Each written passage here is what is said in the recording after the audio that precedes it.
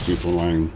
Some superheroes are natural, some are created, and some heroes begin with tragic backstories that will break a normal human being. In this segment, we analyze those whose origin stories and other factors could have caused a psychological or behavioral issue leading to the decision of fighting or doing crime. After gathering the information, we find out how damaged your favorite heroes and villains are. In this episode, we find out how damaged is the Red Hood.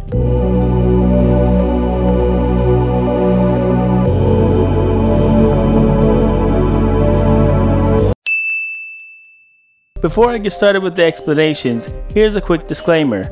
Disorders are categories of behavioral states that are different from the societal norms and is dependent on the social laws of the time in question. The symptoms for each disorder could vary per civilization, and some disorders may not be actual disorders at all. Also, other than the Dead Rich Parents Club discussion from episode 1, another term you may hear regularly throughout the episodes is the word obsession. Many of the characters either base their personalities on a specific thing they are obsessed over or base every action they take on it. For example, Iron Fist's obsession is with his parents' legacy, Joker's obsession is with Batman, Spider-Man's obsession is with his responsibility, and a myriad of others. This character flaw is one that is explored multiple times in the multiverse and as a result will be explored here. Finally, due to convergence, all versions of heroes are considered canon in its own way. However, I will use the more recent origin story since this will be fresh inside most people's minds. With a multitude of disclaimers, it may seem like I'm obsessed with them. There may be an episode of How Damaged is Mr. Risker, but since I'm not a comic book character, that story isn't mine to write. So, let's get started. Jason Todd hasn't always been on the right side of the law. He was once caught attempting to steal tires from the Batmobile. After Nightwing left, Bruce decided to give Jason a chance and provided him with training to become Robin. Although he is a gifted fighter, he let his attitude get in the way of his duty and was not adept at listening as Mr. Grayson. Unfortunately, this Robin did not last and he was killed by comic book fans.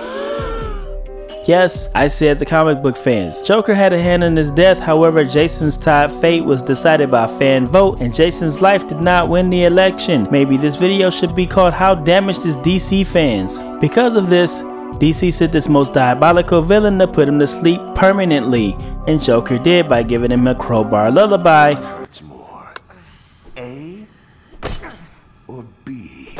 Followed with a massive explosion.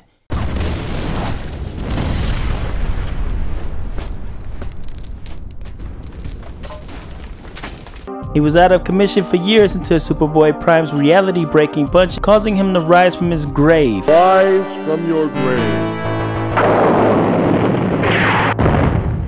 He was dipped in the Lazarus Pit.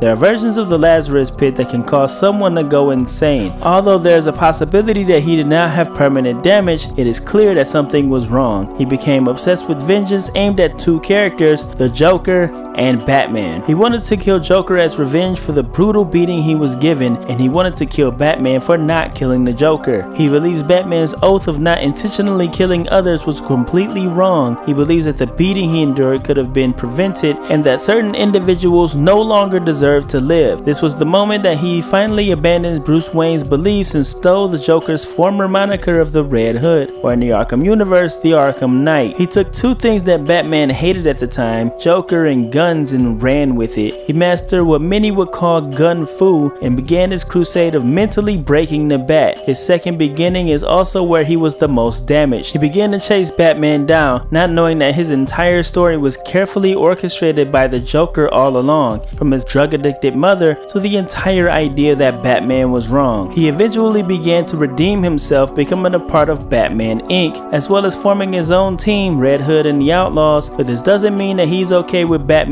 policies. When he had the chance to take over the Batman persona after Bruce Wayne's perceived death, the first thing he did was use guns to intentionally kill someone. This prompted Tim Drake and Dick Grayson to stop him by any means necessary to save Batman's legacy. And recently he became a little less lethal, but the memories of his death and rebirth at times still haunt him. So, not only is he affected by his broken childhood and his tragic death, followed by a rebirth that could have drove him crazy, he also has to deal with the fact that the Joker was treating his entire life like the producers did with Truman Banks from The Truman Show. This causes him to obsess over both the icon who is considered good in his universe and a clown who is the epitome of evil, somehow landing in the middle and being known as one of the best anti-heroes in the DC multiverse. What do you think? Is there more to the story that I missed about Jason Todd's mental decision to become the Red Hood?